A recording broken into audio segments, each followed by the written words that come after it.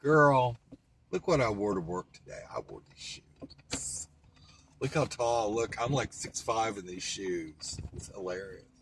I walk in for about 30 minutes. They said, "Well, you're awfully tall today, Christopher." I said, "Well, that's just because I'm so fabulous." This is what Janet would say. I talk about Janet all the time. She'd say, "Fabulous. That looks fabulous, Christopher." I wonder if she's reincarnated yet. I keep on hoping, when I build my new fabulous home, that I'll adopt 2 Romanian babies, and one of them will be Janet and Steve. They'll come back as twins. Wouldn't that just be a hoot? I could be mean to them like Mommy Dearest, beat on them all day long with the wire coat hanger, beat on them. I don't know. I'd probably go to prison for child abuse, so that's probably not a good idea. One time Bradley said, this is whenever you and I were together, and I talked about having a family, and Bradley said, "Well, Christopher, they wouldn't give you a child," and I thought that was so mean. Wouldn't give me a child. I'll have my own babies.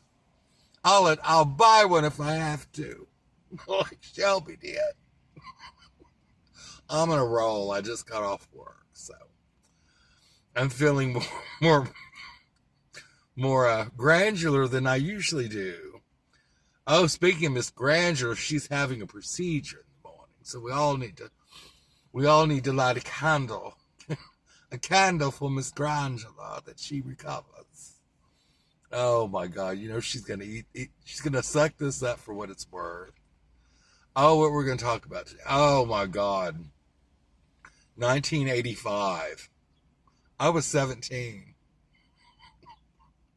I was so young and beautiful, so untarnished by the wicked ways of the world.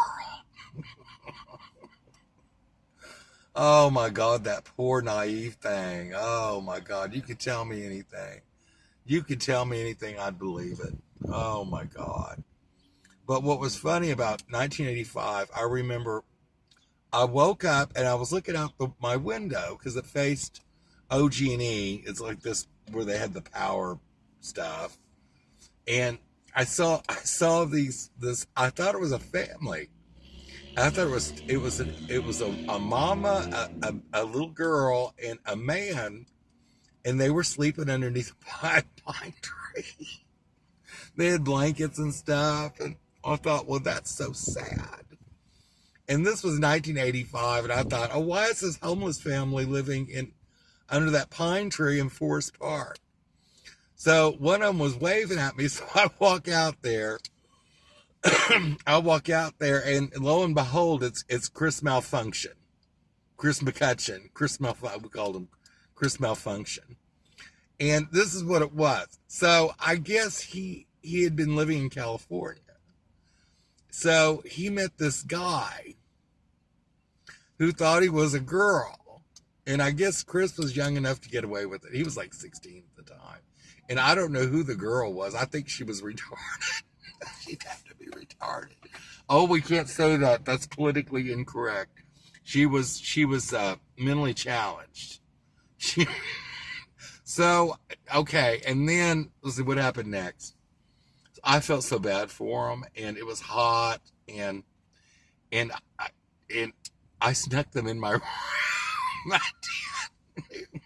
I had them camped out. I kept telling them, you can't say anything, you can't move around. And this went on for like 3 days. I swear to God, I'm not making this up.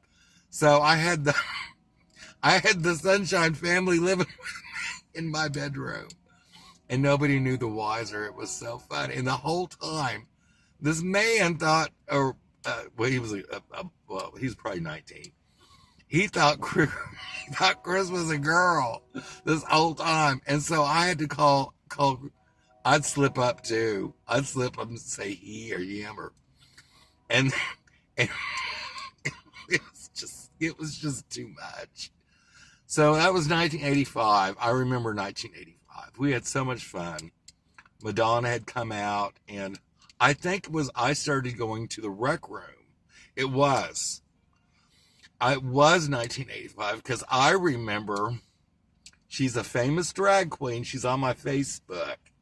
I can't think of her now. Oh, Miss Che Lucci. Oh, girl, you should have seen her back in the day. And he was younger than me. He must have been about 14 and was bebopping at that rec room. Girl, she ran that place. It was so funny. And in case you don't know what the rec room was, it was a underage gay bar. Very progressive for the time, I hear, sticking out. In 1985, I think they opened it in 1985. So that was our clubhouse, our teen bar. It was so gay. Oh my God, 1985. I'll never forget those days. The music, the memories, the drugs. Oh my God, I remember, what was it? She worked the door. Nina, that's who it was. Oh, talk about a mess. Oh my God. And then I told you all about, this must have been, I guess, it may have been that year, but I guess someone OD'd, this girl OD'd on the dance floor at the rec room, and she was dead. And she was laying on the floor, and we were so screwed up, we just kept dancing.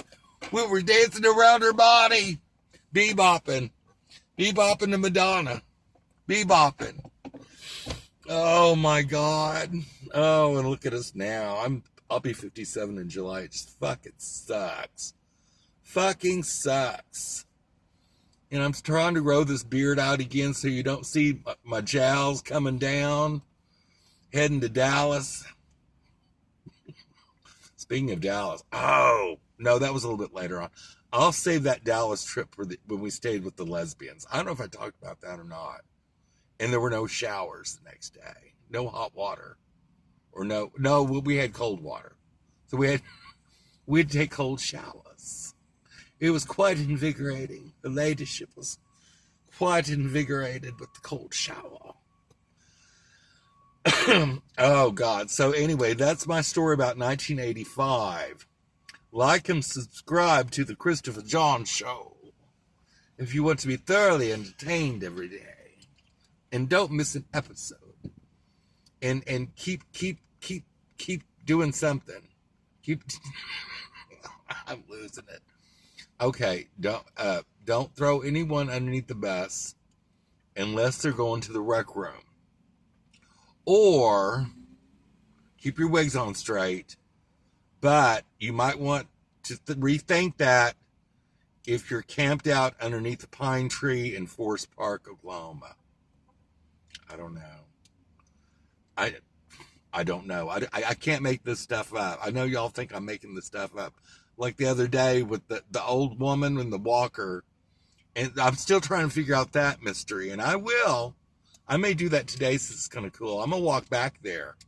And I'm going to see if there's an encampment back there. See if I can decorate it. I'll decorate the homeless shelter. They're homeless yet. Okay, bye-bye. I need to get off here. See you later.